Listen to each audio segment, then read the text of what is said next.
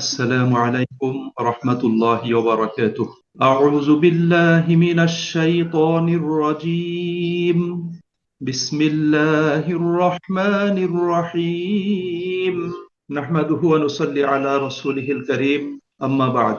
পরম করুণাময় অতীব দয়ালু বিশ্বজাহানের মালিক আমাদের মহান রব আল্লাহ তাআলা বলেন, অকাল শাইতানু, শয়তান বলবে, লাম্মা কুদিয়াল আমর, যখন বিচার কার্য সুসম্পন্ন হবে, যখন সবকিছুর মীমাংসা হয়ে যাবে, তখন শয়তান বলবে, ইন্নাল্লাহা, নিশ্চয়ই আল্লাহ তাআলা, ওয়াদাকুম, তোমাদেরকে প্রতিশ্রুতি প্রদান করেছিলেন, ওয়াদাল হাক্কি, সত্য প্রতিশ্রুতি, ওয়াআদতুকুম, এবং আমিও তোমাদেরকে প্রতিশ্রুতি দিয়েছিলাম, বা আখলাফতুকুম, এবং আমি সেই প্রতিশ্রুতি ভঙ্গ করেছি, সেটা পুরো করিনি।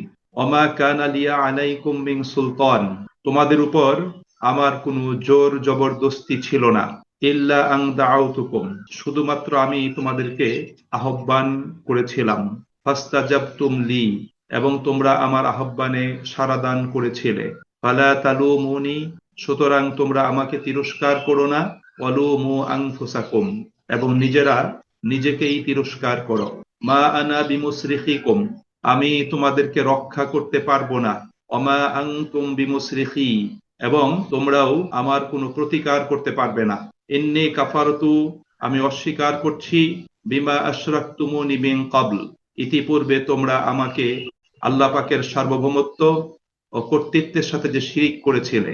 ইন্নাজ যালিমিনা, নিশ্চয়ই জালিম, লাহুম, তাদের জন্য রয়েছে, আযাবুন আলীম, কষ্টদায়ক শাস্তি, নিশ্চয়ই জালিমদের জন্য রয়েছে কষ্টদায়ক শাস্তি।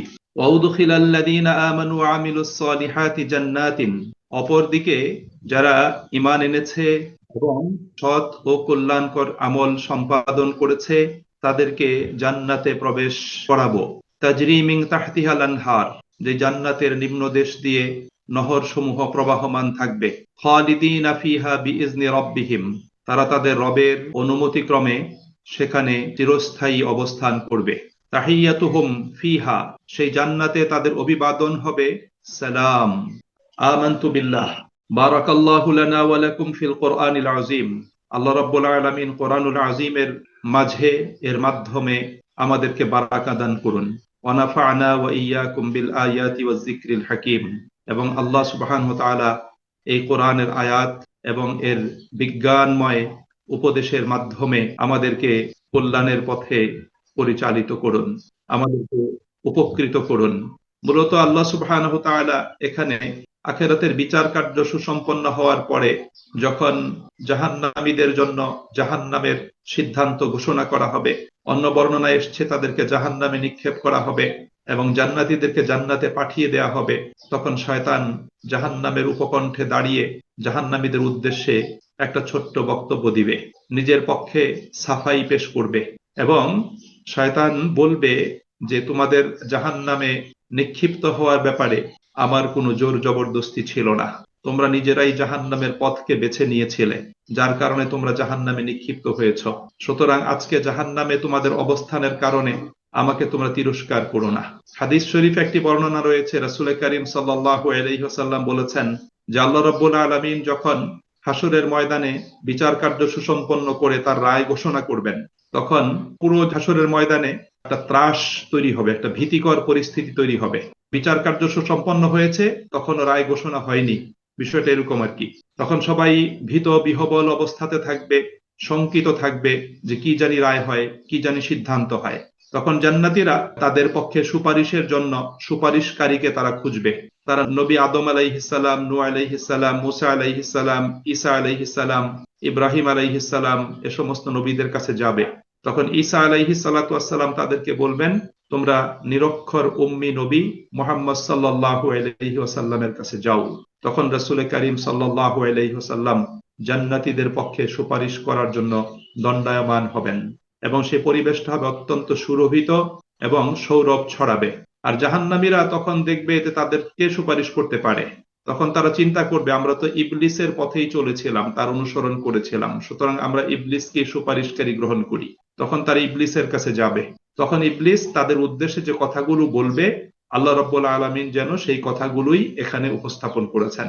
সম্মানিত ভাই এবং বোনেরা, প্রথমত 22 নম্বর আয়াত খুবই গুরুত্বপূর্ণ, খুবই গুরুত্বপূর্ণ। এর অনুবাদটাও খুব সরল এবং সহজ।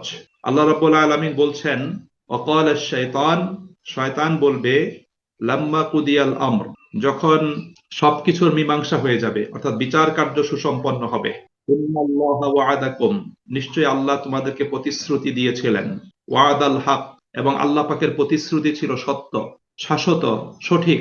অর্থাৎ আল্লাহর পথে চললে আল্লাহ তোমাদেরকে পুরস্কৃত করবেন, এবং আল্লাহর পথে না চললে আল্লাহ রাব্বুল আলামিন তোমাদেরকে শাস্তির সম্মুখীন করবেন, তোমাদেরকে শাস্তি প্রদান করবেন। আল্লাহর পথে চললে তোমাদের জন্য রয়েছে সফলতা, কল্যাণ। আল্লাহর পথে না চললে তোমাদের জন্য রয়েছে ব্যর্থতা এবং অকল্যাণ। সুতরাং আল্লাহ পাকের এই প্রতিশ্রুতি, এটা ছিল সত্য প্রতিশ্রুতি, এবং আল্লাহ পাকের প্রতিশ্রুতিকে যারা গ্রহণ করেছিল এবং আল্লাহ পাকের প্রতিশ্রুতিকে গ্রহণ করে যারা সত্য কল্যাণের পথে জীবন পরিচালিত করেছে, তারা আজকে সফলতা লাভ করবে। আর শয়তান বলবে যে, ওয়া'আদতুকুম ফাআখলাফতুকুম, আমিও তো তোমাদেরকে প্রতিশ্রুতি দিয়েছিলাম, কিন্তু আমি আমার প্রতিশ্রুতি রক্ষা করিনি, আমি আমার প্রতিশ্রুতি ভঙ্গ করেছি। ওমা কানা লি আলাইকুম মিন সুলতান ইল্লা আন দাআউতুকুম, শয়তান বলবে, আমি তোমাদেরকে শুধু আমার পথে ডেকেছিলাম, এবং আমার কূটকৌশল এবং আমার যে ধোঁকা প্রতারণার যে পথ পন্থা, সেদিকে আমি তোমাদেরকে শুধু ডেকেছিলাম, আমি তোমাদের উপর কোনো জোর খাটাই নেই। ওমা কানা লি আলাইকুম মিন সুলতান, তোমাদের উপর আমার কোনো জোর জবরদস্তি ছিল না, আমি তোমাদেরকে হাত ধরে টেনে ঘাড়ে ধাক্কা দিয়ে আমি তোমাদেরকে আমার পথে আমি আনি নাই। ফাস্তাজাবতুম লি, আমি শুধু ডেকেছিলাম আর তোমরা আমার ডাকে, আহ্বানে সাড়াদান করেছিলে। অর্থাৎ সিদ্ধান্ত তোমরা নিয়েছো, আমি কিন্তু সিদ্ধান্ত নেই নেই। আমি তোমাদের সাথে একটা পথ উপস্থাপন করেছি, আমি বলেছি এই পথে আসো, এই পথে খুব মজা আছে, খুব স্বাদ আছে, আনন্দ আছে, উল্লাস আছে, এই পথে লাভ আছে। আমি এই কথাগুলো তোমাদেরকে বলেছি, আর তোমরা আমার কথায় বিশ্বাস স্থাপন করে আমার পথে তোমরা চলেছ। আমি তোমাদের উপর কোনো চাপ সৃষ্টি করি নাই, কোনো প্রেসার দেই নাই, জোর জবরদস্তি আমি করি নাই। সুতরাং ফালা তালুমুনি, তোমরা আমাকে তিরস্কার করো না, ওয়ালুমু আনফুসাকুম, তোমরা নিজেরাই নিজেদেরকে তিরস্কার করো। মা আনা বিমুসরিখিকুম, আজকের এই দিনে তোমাদের বিরুদ্ধে আজকে যা কিছু প্রমাণিত হয়েছে তোমাদের কর্মের কারণে, তোমাদের দুনিয়াতে পথ চলার কারণে, আমি তার কোনো প্রতিকার করতে পারবো না, অর্থাৎ আমি তোমাদেরকে রক্ষা করতে পারবো না। ওমা আনা বিমুসরিখিয়া, এবং তোমরাও আমাকে রক্ষা করতে পারবে না, আমার কোনো প্রতিকার করতে পারবে না। কারণ আমি তোমাদেরকে ডেকেছি, আমার ডাকে তোমরা সাড়াদান করেছিলে, আমি মন্দ কাজের দিকে তোমাদেরকে ডেকেছিলাম, আমি তো সেজন্য শাস্তির মুখোমুখি হবই। কিন্তু তোমাদের শাস্তি লাঘবে, শাস্তি থেকে তোমাদেরকে রক্ষায় এবং শাস্তি থেকে তোমাদেরকে উদ্ধার করার ব্যাপারে আমার কোনো ক্ষমতা, আমার কোনো সুযোগ সেখানে নেই। এটা শয়তান তার পক্ষে সাফাই সে বলে ফেলবে, এবং শয়তান বলবে, ইন্নী কাফারতু বিমা আশরাকতুমুনি মিন ক্বাবলু, আল্লাহ পাকের সার্বভৌমত্ব, তার ক্ষমতা এবং তার কর্তৃত্বের সাথে তোমরা যে আমাকে শরীক করেছিলে, ইন্নী কাফারতু, আমি সেটাকে অস্বীকার করছি। কারণ আমি কখনোই আল্লাহ পাকের সার্বভৌম ক্ষমতার অংশীদার ছিলাম না, আমি কখনোই আল্লাহ পাকের কর্তৃত্বের অংশীদার ছিলাম না। আল্লাহ পাকের ক্ষমতা, আল্লাহ পাকের পাওয়ার, আল্লাহ পাকের সার্বভৌম ক্ষমতা, এগুলোর কোনো অংশীদার আমি কখনোই ছিলাম না, এটা আমি তোমাদেরকে কখনোই বলি নাই। সুতরাং আমি এটাকে অস্বীকার করছি। ইন্নাজ জালিমিনা লাহুম আযাবুন আলীম, আল্লাহ রাব্বুল আলামিন বলেন, নিশ্চয়ই জালিমদের জন্য রয়েছে কষ্টদায়ক শাস্তি। সুপ্রিয় ভাই এবং বন্ধুরা, আল্লাহ রাব্বুল আলামিন কোরআনুল কারীমের বিভিন্ন জায়গাতে এরকম শয়তানের বক্তব্য কোট করেছেন। শয়তান মানুষকে ফুসলিয়ে এবং ধোঁকা প্রতারণার ফাঁদে ফেলে মানুষকে বিভ্রান্তির দিকে নিয়ে যায়, আর মানুষ যখন বিভ্রান্তির দিকে অগ্রসর হয় তখন কিন্তু শয়তান সেখান থেকে পিছু হটে। যেমন এরকম একটা চিত্র আল্লাহ রাব্বুল আলামিন উপস্থাপন করেছেন সূরা হাসরের 16 এবং 17 নম্বর আয়াতে। আল্লাহ রাব্বুল আলামিন বলেন যে, কামাসালিশ শয়তান, শয়তানের অবস্থা হলো, ইজ ক্বালা লিল ইনসানি কুফর, শয়তান মানুষকে বলে, উকফুর, তুমি কুফরি করো। ফালাম্মা কাফারা, এরপরে মানুষ যখন কুফরি করে শয়তানের কথা মতো, ক্বালা ইন্নী বারিউম মিনকা, তখন শয়তান বলে, তোমার সাথে আমার কোনো সম্পর্ক নাই, আমি তোমার থেকে মুক্ত। ইন্নী আখাফুল্লাহ রাব্বাল আলামিন, আমি জগৎ সমূহের পালনকর্তা আল্লাহ তাআলাকে ভয় করি। আল্লাহকে শয়তান কিন্তু সমীহ করে, আল্লাহ পাকে ইজ্জত এবং সম্মান দান করে কিন্তু আল্লাহকে ভয় করছে না। শয়তান জানে আল্লাহ পাকের সার্বভৌম ক্ষমতা, এই জন্য শয়তান সেজন্য সে ভয় করেছে। এরপর আল্লাহ বলছেন, ফাকানা আকিবাতাহুমা আন্নাহুমা ফিন্নার, ফলে দুজনের পরিণতি হবে জাহান্নাম, খালিদাইনি ফিহা, যেখানে তারা চিরকাল থাকবে। ওয়াযালিকা জাযাউয যালিমিন, এবং এটাই হবে জালিমদের প্রতিফল। তাহলে এখানেও শয়তান ফুসলিয়ে প্রতারণা ও ধোঁকার ফাঁদে ফেলে মানুষকে কুফুরির দিকে নিয়ে গিয়েছে, কিন্তু মানুষ যখন কুফুরি করেছে তখন শয়তান সেখান থেকে পিছু হটে চলে গিয়েছে, মানুষের সাথে সম্পর্ক ছিন্ন করেছে। ঠিক একইভাবে আমরা সূরা আলী ইমরানে এবং সূরা আনফালের ভিতরে বদর যুদ্ধের যে পর্যালোচনার অংশটুকু শুনেছি, জেনেছি, সেখানেও কিন্তু শয়তান কাফেরদেরকে ধোঁকা দিয়ে প্রতারণা করে তখন রাসূল করিম সাল্লাল্লাহু আলাইহি ওয়াসাল্লামের বিরুদ্ধে বদরের যুদ্ধে হাজির করেছিল। কিন্তু যখন বদরের যুদ্ধে আল্লাহ রাব্বুল আলামিন ফেরেশতা নাজিল করে আল্লাহ পাক আল্লাহ রাসূলকে মুমিনদেরকে সাহায্য করছিলেন, তখন শয়তান কিন্তু ফেরেশতাদেরকে দেখেছিল। যখন ফেরেশতাদের অবতরণ শুরু হলো তখন শয়তান সেখান থেকে পলায়ন করা শুরু করলো। তখন কাফের লিডার আবু জেহেল সহ অন্যান্যরা শয়তানকে সম্বোধন করলো, তো তুমি তো প্রতিশ্রুতি দিয়েছিলে আমাদের সাথে থাকবে, আমাদের সাথে থেকে মরণপণ যুদ্ধ করবে, এখন তুমি পলায়ন করছো কেন? তখন শয়তান বলেছিল, ইন্নী আরা মা লা তারাউন, আমি যা দেখতে পাচ্ছি তোমরা সেটা দেখতে পাচ্ছ না। ইন্নী আখাফুল্লাহ রাব্বাল আলামিন, আমি জগৎ সমূহের রব আল্লাহ তাআলাকে ভয় করি। তাহলে আমরা দেখতে পাই যে দুনিয়ার জীবনেও শয়তান মানুষকে ধোঁকা প্রতারণার ফাঁদে ফেলে মানুষকে বিপদগামী করে, এবং এই বিপদগামিতার জন্য শয়তান আখেরাতে কি কথা বলবে, কিভাবে নিজেকে মানুষের সাথে, পাপীদের সাথে, কাফেরদের সাথে, মুশরিকদের সাথে সম্পর্ক ছিন্ন করবে, তার একটা ছোট্ট চিত্র আল্লাহ রাব্বুল আলামিন এই সূরা ইব্রাহিমের এই 22 নম্বর আয়াতে আল্লাহ সুবহানাহু ওয়া তাআলা তিনি আমাদের সামনে উপস্থাপন করেছেন। সম্মানিত ভাই এবং বন্ধুরা, আমাদের মনে রাখতে হবে যে শয়তান মানুষকে লোভ দেখায়, শয়তান মানুষকে আশা আকাঙ্ক্ষার জালে মানুষকে আটকে ফেলে, এবং শয়তান মানুষকে বিভিন্ন প্রতারণা এবং গালগল্প শোনায়, এবং শয়তান আরো এই কথাও বলে যে তোমরা আমার পথে আসো, যদি এখানে কোনো বিপদ আপদ আসে তাহলে অমুক বুজুর্গের বদৌলতে তোমরা এখান থেকে উদ্ধার পেয়ে যাবে। এ সমস্ত কথা বলে শয়তান মানুষের দৃষ্টিভঙ্গিকে, মানুষের চিন্তা চেতনাকে সঠিক পথ থেকে দূরে সরিয়ে দেয়। এটা ছিল শয়তানের প্রতারণা। এখানে শয়তান সর্বশেষে যে কথাটা বলেছে সেই কথাটা কিন্তু খুবই গুরুত্বপূর্ণ। সেটা হলো, শয়তান বলেছে যে ইন্নী কাফারতু বিমা আশরাকতুমুনি মিন ক্বাবলু, আল্লাহ পাকের সার্বভৌমত্ব, ক্ষমতার সাথে, কর্তৃত্বের সাথে তোমরা আমাকে যে শরীক করেছিলে আমি সেটাকে অস্বীকার করছি। শয়তানকে কিন্তু দুনিয়াতে কেউ কিন্তু আল্লাহ পাকের সার্বভৌম ক্ষমতা এবং কর্তৃত্বে শরীক করে না, কেউ তার পূজা আরাধনা এবং বন্দিগি করে না, সবাই তাকে অভিশাপ দেয়। তবে তার আনুগত্য এবং দাসত্ব এবং চোখ বুজে বা খুলে তার পদ্ধতির অনুসরণ করে।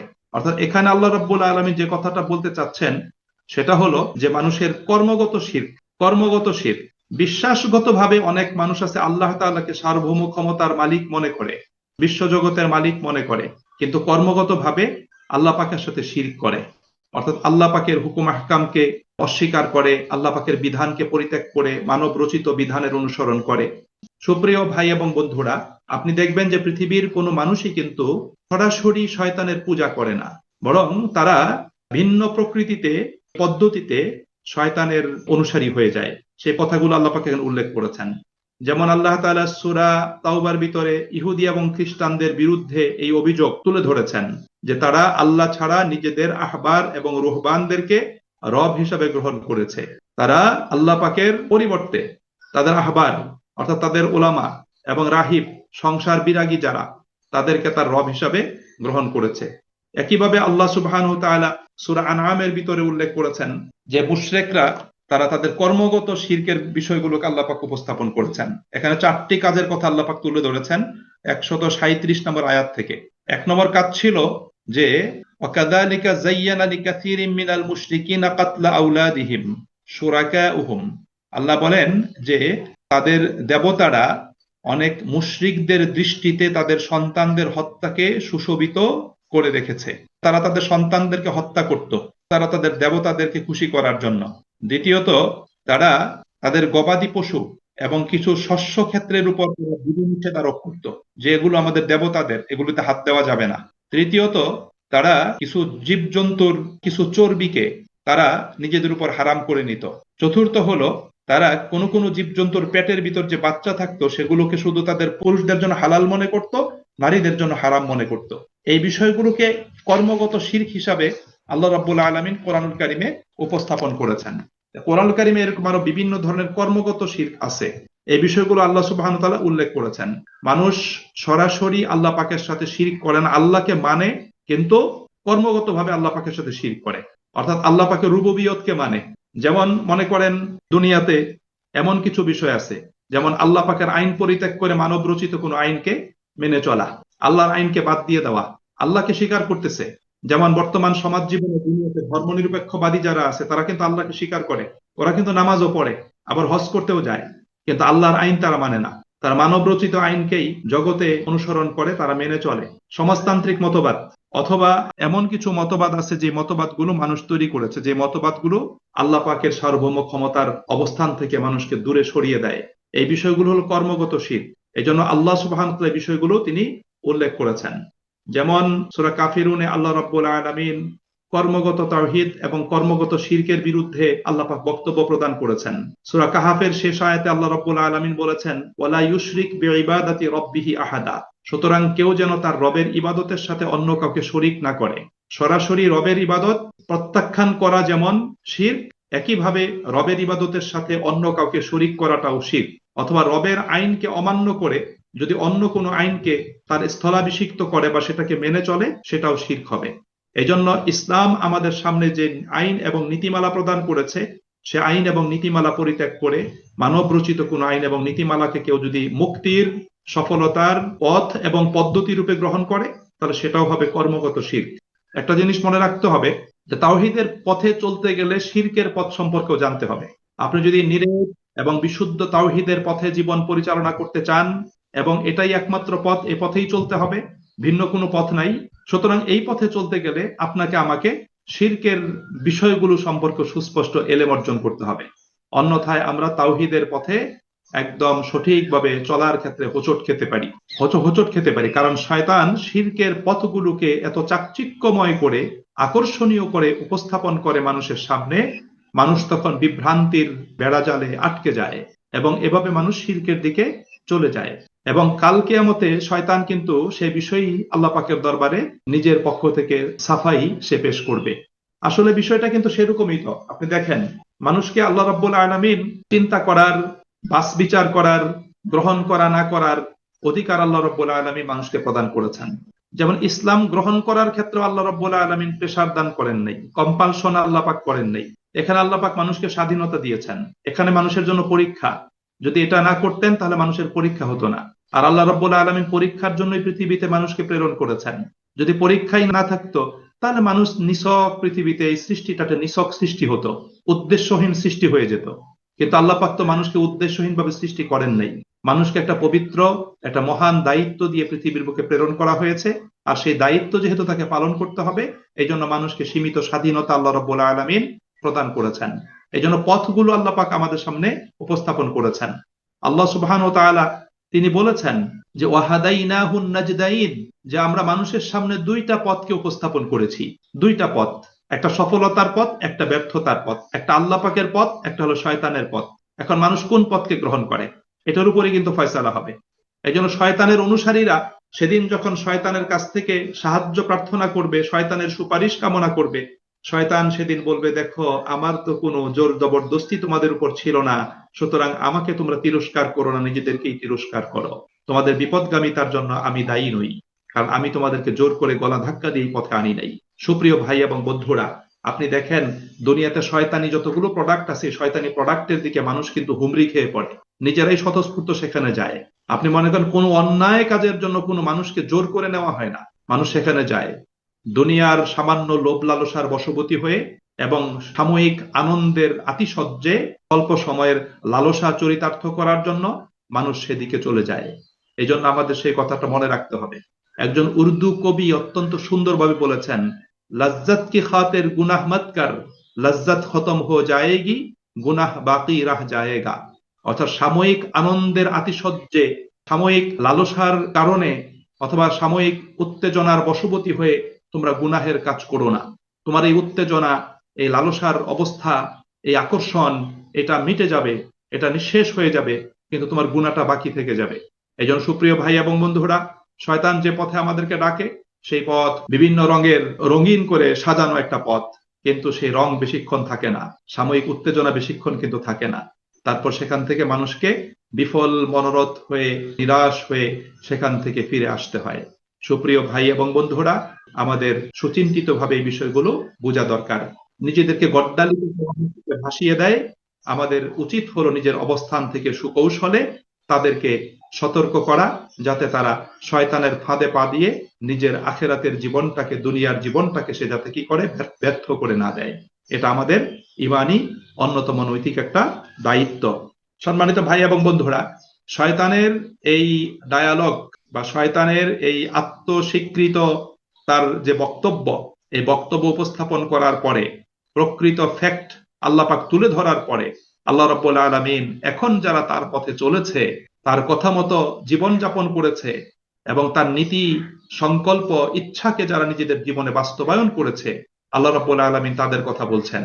আল্লাহ বলছেন ওয়াউদখিলাল্লাযীনা আমানু, ওয়াউদখিলা, এবং আমি প্রবেশ করাবো, আল্লাযীনা আমানু, যারা ঈমান এনেছে, ওয়া আমিলুস সালিহাতি, এবং জীবনে শত কল্যাণকর কর্ম সম্পাদন করেছে, জান্নাতিন, জান্নাতে প্রবেশ করাবো। অর্থাৎ মুমিনদেরকে এবং সৎকর্ম সম্পাদনকারীদেরকে আমি জান্নাতে প্রবেশ করাবো। কেমন জান্নাত? তাজরি মিন তাহতিহাল আনহার, যে জান্নাতের নিম্ন দেশ দিয়ে নহর সমূহ প্রবাহমান থাকবে, নহর সমূহ প্রবাহমান থাকবে। দেখেন, আল্লাহ রাব্বুল আলামিন কোরআনুল কারিমে যত জায়গাতে জান্নাতের বর্ণনা দিয়েছেন, প্রত্যেকটা জায়গাতে কিন্তু আল্লাহ রাব্বুল আলামিন দুনিয়াতে মানুষের স্বভাব প্রকৃতির সাথে মিল রেখে জান্নাতের বর্ণনা আল্লাহ রাব্বুল আলামিন দিয়েছেন। মানুষ কি ধরনের জায়গাকে পছন্দ করে, কি ধরনের বাগানটাকে মানুষ পছন্দ করে, কি ধরনের বাংলো বাড়িকে মানুষ পছন্দ করে, তার সাথে মিল রেখে আল্লাহ রাব্বুল আলামিন বলেছেন। এরপরে আল্লাহ বলছেন খালিদিনা ফিহা বিইজনি রাব্বিহিম, খালিদিনা ফিহা, সেই জান্নাতে তারা চিরস্থায়ীভাবে বসবাস করবে, বিইজনি রাব্বিহিম, তাদের রবের অনুমতি ক্রমে। তাহিয়াতুহুম ফিহা সালাম, এবং সেই জান্নাতে তাদের তাহিয়া হবে, তাদের অভিবাদন হবে সালাম। তারা একে অন্যকে সালামের মাধ্যমে অভিবাদন জানাবে, এবং তাদের কাছে যখন ফেরেশতারা আসবে তখনও তারা কিন্তু সালামের মাধ্যমে তাদেরকে অভিবাদন জানাবে। সূরা ইউনূসের ৯ এবং ১০ নম্বর আয়াতে আল্লাহ তাআলা মুমিনদের আলোচনা করেছেন এবং মুমিনরা জান্নাতে প্রবেশ করবে। এরপর ১০ নম্বর আয়াতে এসে আল্লাহ বলছেন যে তাওয়াহুম ফিহা সুবহানাকাল্লাহুম্মা, সেখানে তাদের দাওয়া হবে, তাদের দোয়া হবে যে সুবহানাকাল্লাহুম্মা, হে আল্লাহ, তুমি সকল ত্রুটির ঊর্ধ্বে, সমস্ত পবিত্রতা তোমার। ওয়া তাহিয়াতুহুম ফিহা সালাম, এবং সেখানে তাদের অভিবাদন হবে সালাম। ওয়া আখিরু দাওয়াহুম, এবং তাদের সর্বশেষ দোয়া হবে, ডাক হবে, আহ্বান হবে, আনিল হামদুলিল্লাহি রাব্বিল আলামিন, সমস্ত প্রশংসা আল্লাহ তাআলার জন্য, যিনি জগৎ সমূহের পালনকর্তা। এখানে আল্লাহ রাব্বুল আলামিন জান্নাতীদের অভিবাদন, এই সালামের কথা আল্লাহ রাব্বুল আলামিন বলেছেন। আবার আমরা এর আগে জেনে এসেছি সূরা রা'দে, জান্নাতীদেরকে যখন তাদের মুমিন সৎকর্মশীল স্বামী স্ত্রী মা বাবা সন্তান সন্ততি সহ জান্নাতে প্রবেশ করাবেন, তখনকার অবস্থাটা আল্লাহ রাব্বুল আলামিন তুলে ধরেছেন। আল্লাহ বলছেন যে ওয়াল মালাইকাতু ইয়াদখুলুনা আলাইহিম মিন কুল্লি বাব, জান্নাতের প্রত্যেকটা দরজা দিয়ে তাদের কাছে ফেরেশতারা প্রবেশ করবেন। সূরা ২৩ এবং ২৪ নম্বর আয়াত।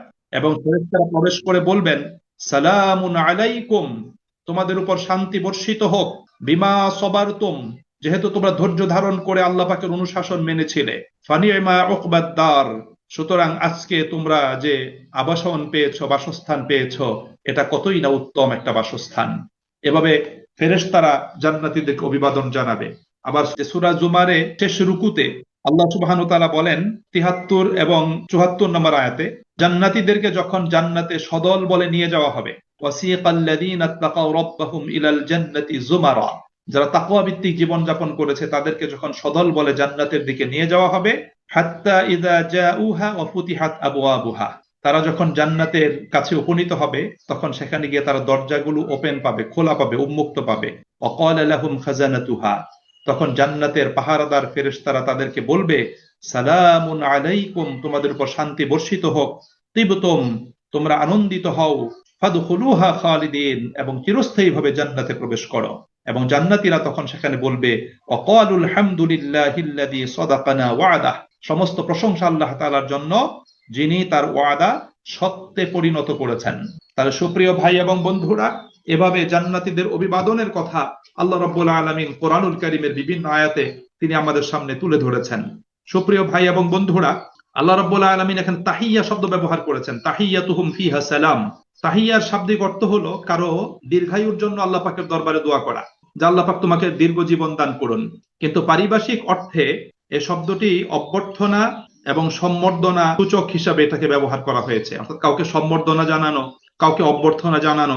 এই জন্য আরবের লোকেরা পরস্পর পরস্পরকে সম্বর্ধনা জানানোর সময় তারা এই তাহিয়া শব্দটা ব্যবহার করে থাকে।